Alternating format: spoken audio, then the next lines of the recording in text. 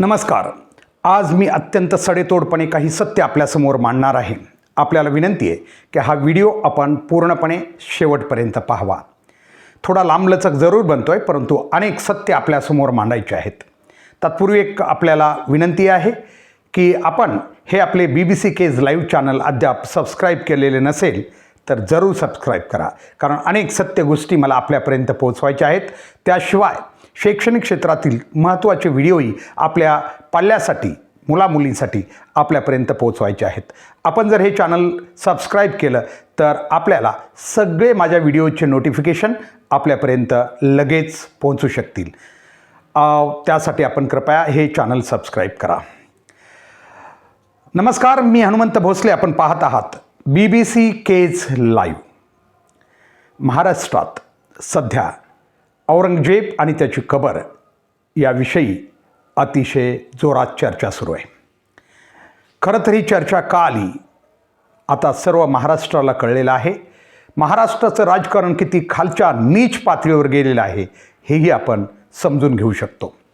सर्वप्रथम तो महान राजा छत्रपती शिवाजी महाराज, ज्या आमच्या राजेंबद्दल या जगामध्ये कोणीही ऐशाराम आणि नाचगाण्याचा कुठलाही ठपका ज्यांच्यावर लावू शकत नाहीत, किंवा त्यांच्या आयुष्यात त्यांनी केवळ प्रजेसाठी केलेल्या राज्यात ते किती पारदर्शक होते, किती निधर्मी होते, आणि त्यांनी केवळ माणूस म्हणून, रयता म्हणून कसं राज्य केलं हे सर्वश्रुत आहे. असं असताना देखील या राजांना त्यांच्या कार्यकाळापासूनच आत्तापर्यंत त्यांचा पिछा मनवादी विचार सोडायला तयार नाहीत. अगदी ज्यावेळी त्यांचा राज्याभिषेक होणार होता त्यावेळीसुद्धा या महाराष्ट्रात अखेर त्यांच्यासाठी एक ब्राह्मण भेटला नाही. या ठिकाणी मी कृपया विनंती करतो की मी ब्राह्मण समाज बांधवांच्या विरोधात अजिबात नाही, भीतीसाठी म्हणून नाही सांगत, खरोखर नाही. कारण कुठल्याही जातीमध्ये वृत्ती ही वेगळी बाब आहे, तिला ती जात कधीच कारणीभूत नसते, असं माझं स्वतःचं ठाम मत आहे. वृत्ती, मग एखाद्या जातीत मोठ्या प्रमाणात ती वृत्ती असू शकते, हा वेगळा भाग आहे, परंतु वृत्तीला जात कधीच जबाबदार नाही. म्हणून ब्राह्मण हा समाज कधीच घ्यायचा नाही. मात्र त्यावेळी पुरोहित किंवा ब्राह्मण हे राज्याभिषेक करायचे, तो विधी करायचे, म्हणून या ठिकाणी नामोल्लेख. मित्रांनो, अशा या महान राजाचा जो त्यांच्या कार्यकाळाचा आपण जो आढावा घेतो, जर पाहिलं तर हा राजा कधीही कर्मकांड आणि मुहूर्तांच्या कधीही मागे नव्हता. त्यांनी आपलं राज्य पूर्णतः स्वतःच्या हिमतीनं, स्वकर्तृत्वानं निर्माण केलं. आणि अशा राजाच्या नावावर आता मात्र कुठंतरी त्यांना आध्यात्मिक जोड देऊन त्यांना देव बनवण्याचाही प्रयत्न चालू आहे. नुकतंच त्यांचं मंदिरही बनवण्यात आलेलं आहे. लक्षात घ्या, पराक्रमी पुरुष हे कधीच मंदिरात स्थानबद्ध होऊ शकत नाहीत, किंवा या महापुरुषांना मंदिरात आम्हाला कधीच नेता येणार नाही. परंतु या देशातील अगदी काही वृत्ती आपण म्हणतो, आणि या वृत्तीत आता सगळा बहुजन समाजही मोठ्या संख्येनं सहभागी झाला आहे. त्याच्यात मराठीही तेवढेच आहेत, आणि इतर समाजातील, बहुजन समाजातील सर्व लोक तितक्याच प्रमाणात या कर्मकांड आणि मुहूर्त आणि मनवादी विचाराचे पाईक झालेले आहेत. त्यांच्यामुळं आज कुठलाच या महाराष्ट्रामध्ये एवढा मोठा इतिहास बदलला जात असताना सुद्धा आवाज निघत नाही आहे. कारण हे मनवादी विचाराचे जे वृत्तीचे लोक आहेत, मी मगाच म्हणलं एक जात नाही आहे, आता ही एक समूह झालेला आहे, आणि तो सगळ्याच जातीचा त्याच्यात मोठ्या संख्येनं आलेला आहे. वाटलं होतं शिक्षणानंतर तरीही काही विवेकानं हे लोक चालू शकतील, पण असं कधीच झालं नाही. उलट हे लोक अधिकच मनवादी विचाराकडे झुकल्यामुळं आज मनवादी विचार छत्रपती शिवाजी महाराज, छत्रपती संभाजी महाराज, त्याशिवाय अलीकडच्या काळातली महात्मा फुले असतील किंवा डॉक्टर बाबासाहेब आंबेडकर असतील, अगदी या सर्व महापुरुषावर पाहिजेच तशी टीका टिप्पणी, अपमानास्पद टीका टिप्पणी करताना सुद्धा आम्ही फारसं त्या मेलेल्या सापाचं सेपूट वळवळतं ना, तेवढ्या पलीकडे काही करू शकलेलो नाही. आणि हे मनुवाद्यांना चांगलं माहिती आहे. अंदाज घेत घेतच त्यांनी सगळे आपले टप्पे गाठलेले आहेत. आता ते पुढचेही टप्पे गाठणारच आहेत, कारण एक एक टप्पा चालू आहे.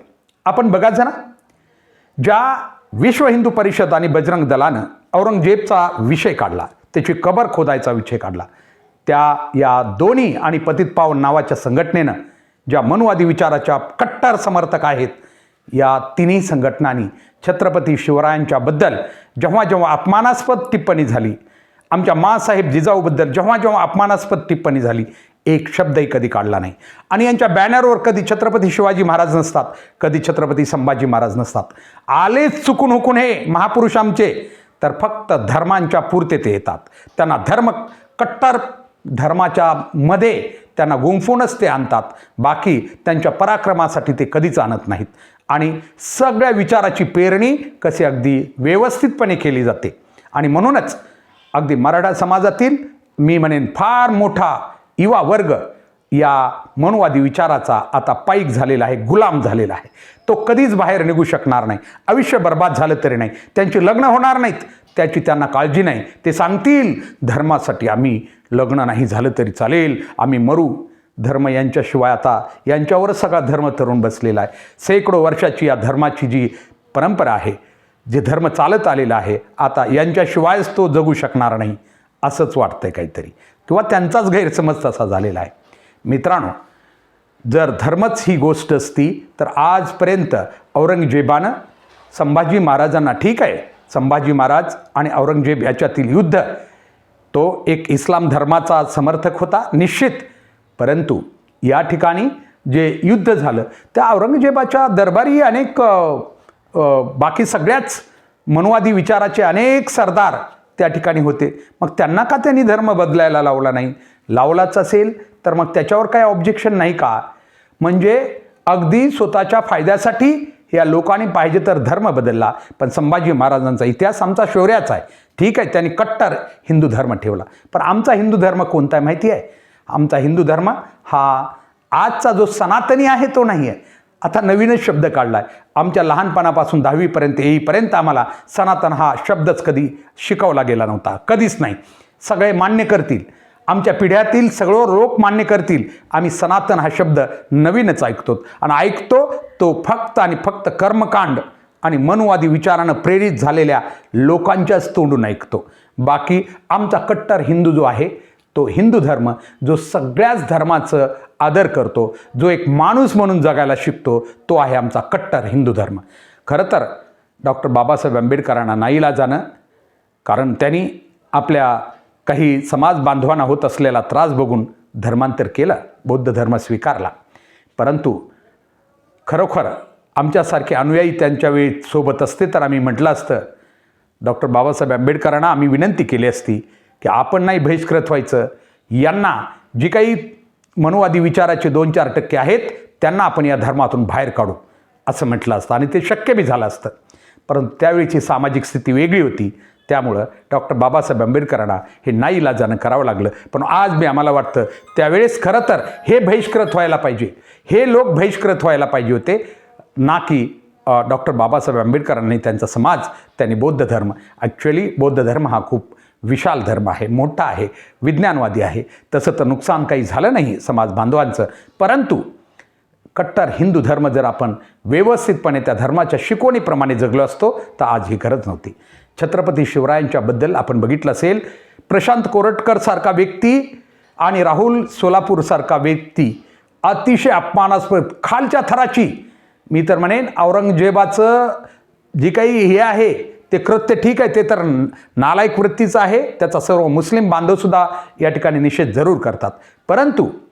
परंतु या ठिकाणी कोरटकरनं जे काही बोललेलं आहे, जे महाराष्ट्रानं या ठिकाणी पाहिलेलं आहे प्रसिद्धी माध्यमाच्या रूपात, ते कोणतं अधिक काय होतं, ते किती भयान गोष्टी त्यानं मांडलेल्या आहेत. यावर खरं तर जनक्षोभ व्हायला पाहिजे होता, पण त्याच्यावर झालंच नाही.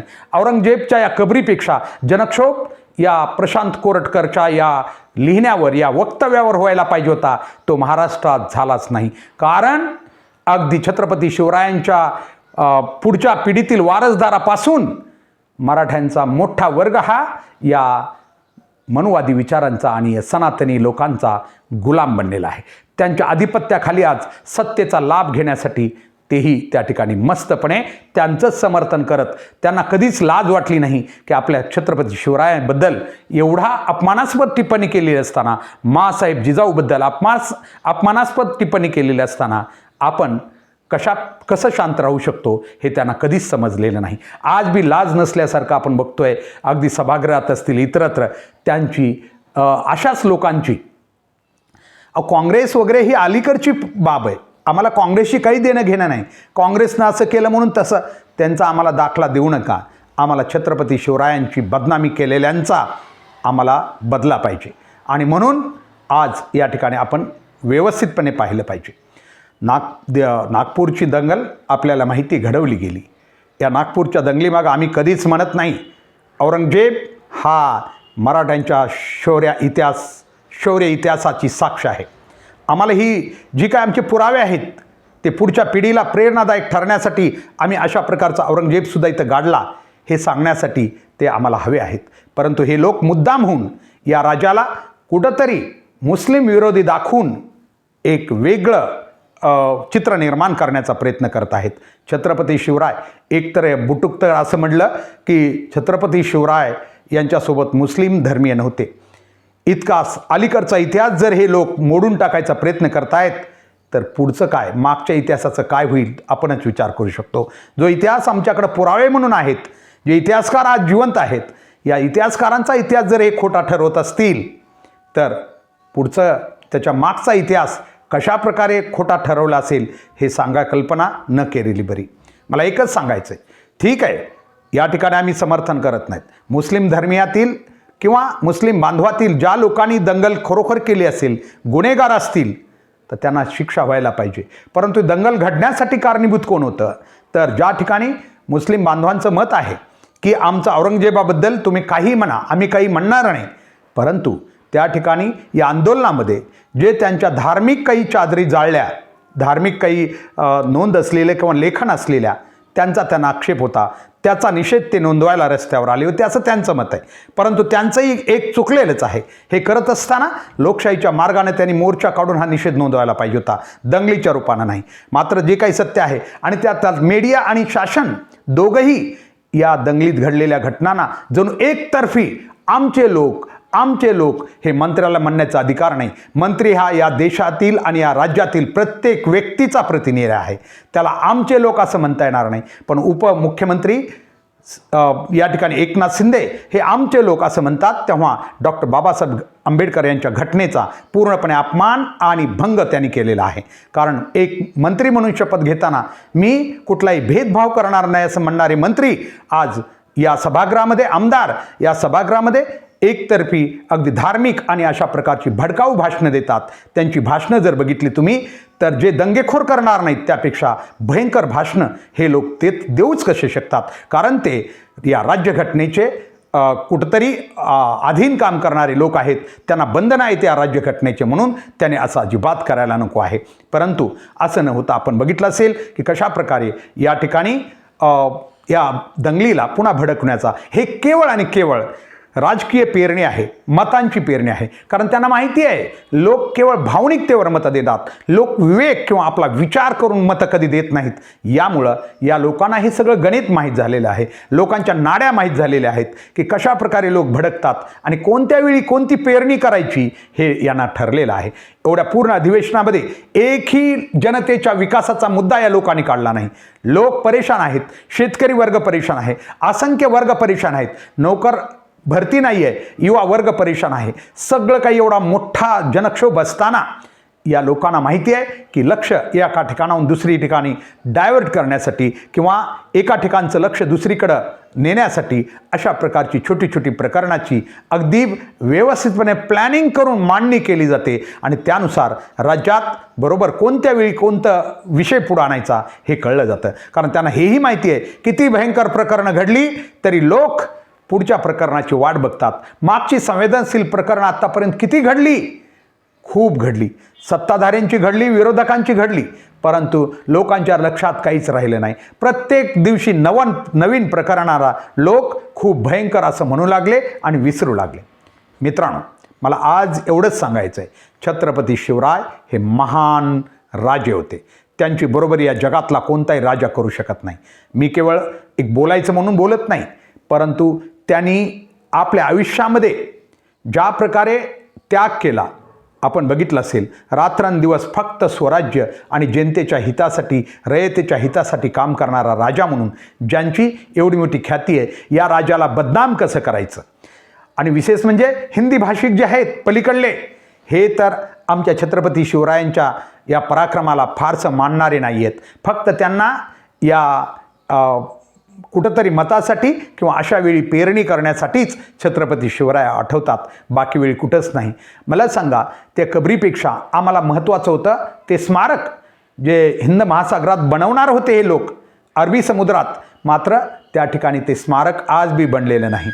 यांना मोठमोठ्या बाकी गोष्टी करायला सगळीकडं वेळ आहे, तर मग हाती घेतलेला एवढा मोठा उपक्रम ते का करू शकले नाहीत, हा प्रश्न कधी छत्रपती शिवरायांच्या जीवन कार्यावर प्रेम करणाऱ्या महान अशा या लोकांनी कधी विचारलाच नाही, सरकारला नाही आणि विरोधकाला नाही. त्यामुळं राजकीय लोकांनी बरोबर या ठिकाणी छत्रपती शिवरायांचा केवळ राजकारणासाठीच उपयोग या ठिकाणी करून घेण्याचा प्रयत्न केलेला आहे. मला या ठिकाणी सांगायचं आहे की हे लोक सांगतायत कबरी जर खरं काढून टाकायची असती तर 100 वर्ष या ठिकाणी पेशवांचं राज्य होतं, त्यावेळी का काढून घेतली नाही. काढायला पाहिजे होती त्याच वेळी, परंतु झालेलं नाही. आजपर्यंत अनेक वेळा याच्यापूर्वी भारतीय जनता पार्टीचं सरकार होतं, कारण भारतीय जनता पार्टीचं यासाठी म्हणतो, राजकारणाचा संदर्भ यासाठी म्हणतो कारण त्यांनाच याचा खूप मोठा आक्षेप आहे. परंतु आम्ही सांगतोय पुन्हा एकदा, छत्रपती शिवरायांचा इतिहास कोणीही मोडण्याचा प्रयत्न करू शकणार नाही. आज जरी वाटत असलं तुम्हाला शांतता आहे, तरी वादळापूर्वीची शांतता असू शकते. कारण छत्रपती शिवरायांच्या जीवन कार्यावर प्रेम करणारा खरा छत्रपती शिवरायांचा मावळा गप्प बसणारच नाही. तो जर एकदा खवळून उठला तर मग भयान स्थिती होईल. कारण आपल्याला माहिती आहे, साध्या आरक्षणासारख्या विषयावर ते मनोज जरांगे पाटील यांचं नाव जरी कोणाला खटकत असलं तरी आरक्षणाच्या एका विषयावर एकाच कॉलवर जेव्हा एखाद्या ध्येयासाठी लोक पेटून उठतात, तेव्हा महाराष्ट्रात काय स्थिती होती ते अंतरवालीला झालेल्या पहिल्या एका सभेनं, जेव्हा की महामार्गसुद्धा बंद झाले होते, शासनाला, जनतेला आणि देशाला माहिती आहे. तसंच एखाद्या कारणासाठी जर छत्रपती शिवरायांचे मावळे पेटून उठले तर मग मात्र पळती भुई थोडी होऊ शकते. म्हणून याला हात घालूच नका. कारण हे तुम्ही केवळ आणि केवळ छत्रपती शिवरायांच्या इतिहासाला मिटवण्याचा प्रयत्न करतायत असं आमचं ठाम मत झालं आहे. आणि तुम्हालाही ते कळलं आहे, म्हणून तुमच्या दंगलीला कोणी प्रतिसाद दिलेला नाही. आणि महाराष्ट्रालाही कळलं आहे की तुम्ही काय करताय. असे लोक जे मूडभर आहेत, आणि पुन्हा सांगतो, हे कुठल्या एका जातीचे नाही आहेत, बहुजन समाजातील मनुवादी वृत्तीचे जे काही आहेत, काही लालचेपोटी, काही कारणानं, काही गुलाम बनून ज्याने आपले डोके घाण ठेवलेले आहेत, अशा लोकांमुळेच ह्या दंगली पेटतायत. बाकी दंगल करायला कुणी रिकामा नाही आहे. आम्हाला सांगायचं आहे की जर औरंगजेबाची सगळीच निशाणी मिटवायची असेल तर मुघलांनी केलेले किल्लेसुद्धा छत्रपती शिवरायांनी ताब्यात घेतले ते शौर्यानं. उद्या तुम्ही म्हणाल की किल्लेसुद्धा आम्हाला ठेवायचे नाहीत कारण हे मुघलानं बांधलेले आहेत, तर असं होणार नाही. कारण तुम्ही एक एक पाऊल टाकू शकता आपल्या स्वार्थासाठी. आम्हाला म्हणायचं आहे की अजिबात जमणार नाही. आणि याच्यासाठी किती माणसं आहेत हे महत्त्वाचं नसतं, कोण आहे ते खूप महत्त्वाचं असतं एखादी लढाई लढायला. त्यामुळं शासनानं किंवा तत्सम विचारधारेनं असा प्रयत्न भविष्यात कधीच करू नये. कारण एकदा जर खऱ्या कारणासाठी छत्रपती शिवरायांचे मावळे जागे झाले, त्यांची खात्री पटली की आपली खूप मोठी फसवणूक होते किंवा आपली दिशाभूल होते, तेव्हा अशी विचारधारा ठेवणाऱ्या लोकांना पळती होई थोडी होईल, एवढा इशारा मला वाटतंय पूर्ण आहे, काफी आहे. कारण तो देण्यासाठी कोण आहे पुढं याचा अंदाज घेऊ नका. तो जर एकदा लोक एखाद्या कारणासाठी पेटले तर मग सगळं काही त्या ठिकाणी बंद पडू शकतं, हे आपण लक्षात घेतलं पाहिजे. असा मागचा इतिहास याच्यासाठी साक्षीदार आहे. आजच्यासाठी एवढंच.